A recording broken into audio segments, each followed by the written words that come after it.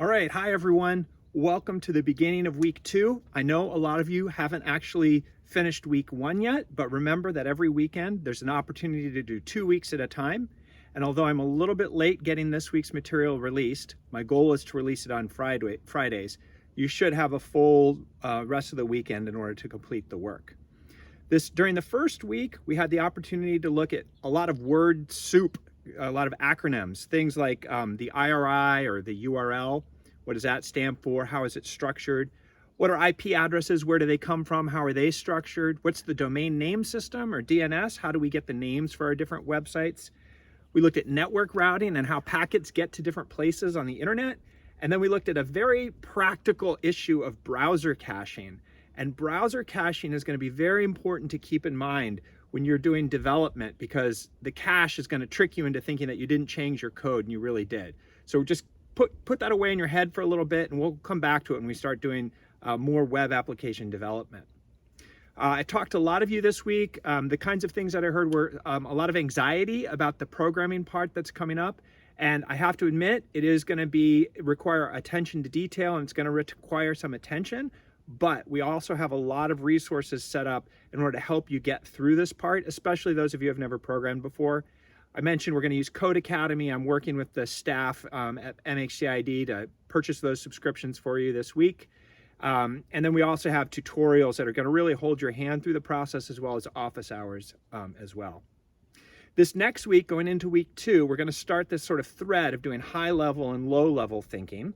And the first thing we're going to do at a high level is read a paper called The Computer for the 21st Century. This was a really formative paper. It was written in the 1990s by a guy named Mark Weiser and colleagues at, actually I think the paper was just by Mark Weiser, but he was working with colleagues at Xerox PARC.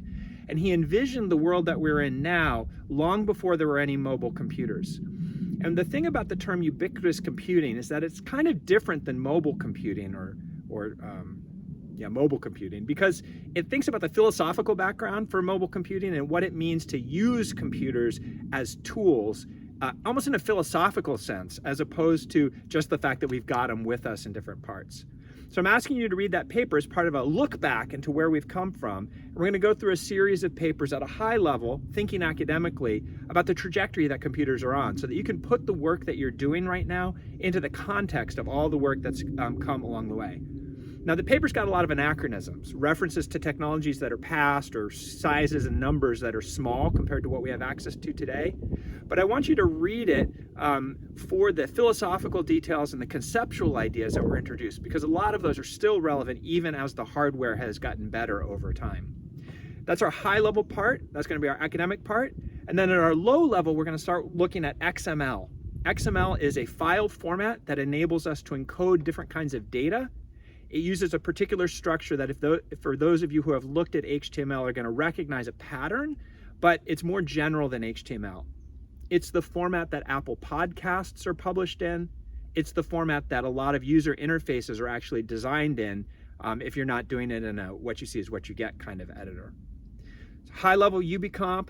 And by the way, part of the reason why I'm outside is because the paper talks about how there's more information as you're walking through the woods at your fingertips than there is when you're working on a computer. And yet for some reason, when you're walking around outside, you don't get overwhelmed by the amount of information that's present. And thinking about that, thinking about why don't we get overwhelmed in some information environments and we do in other information environments, was a very important point of what Weiser was trying to say back when he wrote the paper. All right, in the middle, we're going to talk about cloud computing. We're going to talk a little bit about what it is, how to think about it, some of my experiences with it, and just give us a little bit of a chance to think about what are the components of cloud computing that are out there. What is cloud computing compared to like your desktop or your laptop? Conceptually make some mental models for it so they can fit it into different technologies and workflows as you're going forward. The last thing I'm going to be asking you for is some feedback. We're going into week 2. And I just want to make sure that everything's going okay.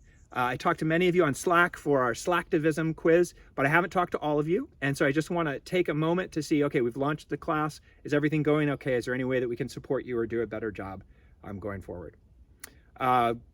everything else logistically is going okay for me. The first week got launched okay. Got good communications with the TA, good communications with y'all, good communications with the rest of the MHCID staff. So let me know in feedback if I've got a bad, if I'm not looking at the class with the right lens, or there's some things that we could fix, or if we're doing things great. Appreciate knowing that too. Launching week 2 in just a few minutes. Here we go, week 2. Thank you.